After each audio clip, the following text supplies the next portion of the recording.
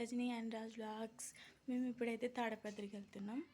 అక్కడ వెళ్ళాక చూపిస్తా ఎందుకు వెళ్తున్నాము, ఓకేనా?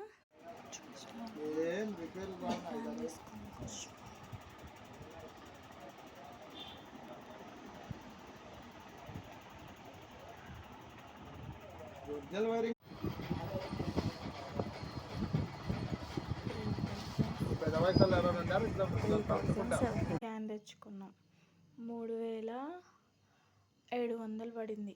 అదో మాది ఫ్యాన్ వేసి మా దగ్గర ఉన్న ఫ్యాన్ ఇది తీసుకున్నాం. ఫ్యూచర్ బాగుంటుంది అని